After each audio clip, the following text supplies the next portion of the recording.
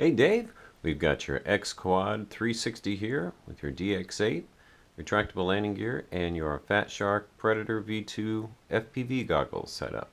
So I'm going to go over some of the cool features and components of your package here, and we'll start with your transmitter. Alright, so with your green switch here in the all the way back position or zero position is your GPS mode, and that will be the green flashing LED on your quad. And when the switch is in the one position or middle position there, that's attitude mode. That's your sport mode. You're going to get your faster speeds and more agility in that mode right there. And then in the bottom position is full manual mode, and of course you'll need constant stick input from the controller in order to fly it, but that is your full manual position all the way down.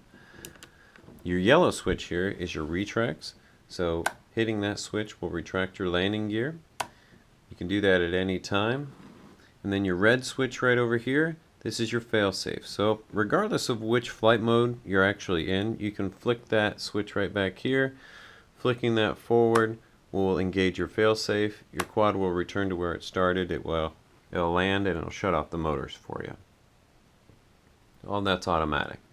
And then on your auxiliary 3 on your actual receiver on your AR8000, auxiliary 3 is linked up to your knob. So for example, when you get your gimbal and you plug your gimbal into auxiliary 3 on your AR8000 receiver on your quadcopter, this knob will be what automatically controls that, so it's already set up for you.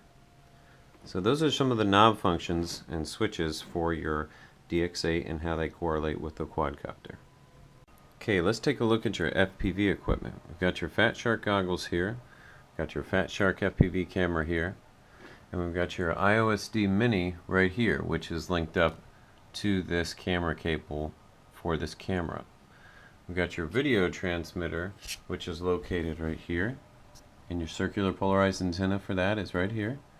So the power for this is right here. As far as the power receiver for this transmitter is right here.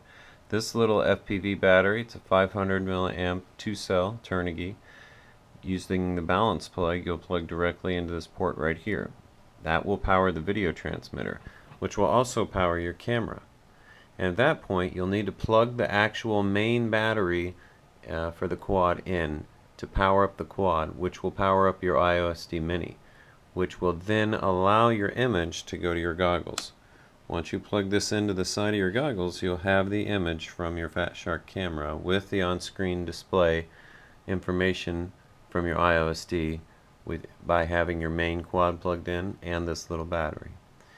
So again, from the top, this little battery powers your video transmitter receiver plug here, and that powers your camera automatically. Turn on your quad to receive the image to your goggles via the IOSD Mini. Power your goggles by plugging this plug into the side, and you're good to go. The Fat Shark circular polarized antenna is also here for the goggles. The shorter one is for the video transmitter, and of course that's already installed. And you don't want to power this up right here without this attached, or could possibly burn this out. The other thing is you definitely don't want to allow any sunlight to get down into the optics here of these goggles. It will ruin them. So got a case right here that they come with, so you can keep them nice and safe in there. Okay, we're going to take a look at the back here for you. What we've got is I've built in a couple of auxiliary jacks for you.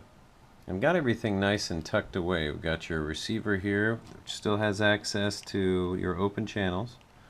Of course, we've got your battery box right here, and you'll see from the printing there's still the lighting's a little weird, but there's these little fringes down here which kind of serve as a filler for the battery space, which kind of let it go in nice and soft. So I left those on there for you because it worked out pretty good.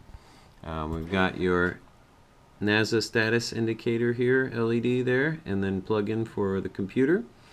And then on this side you've got your satellite adapter here for your AR8000, which is on this side.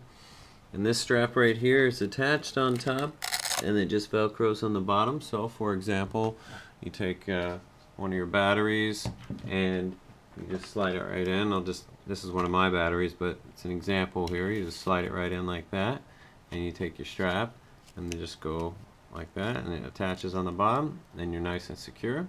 Then when you go to plug it in, you'll just take this and plug it directly into there, and this will hang out down here out of the way of the blades, and you're good to go.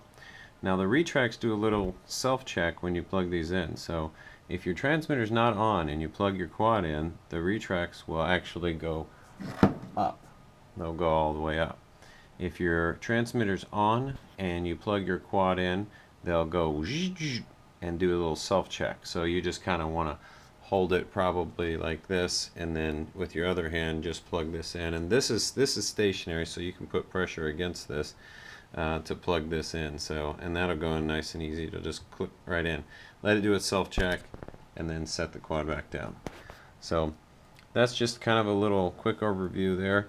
Now you still have plenty of room. You could still mount things on the bottom of your battery box. Your strobe light is right there.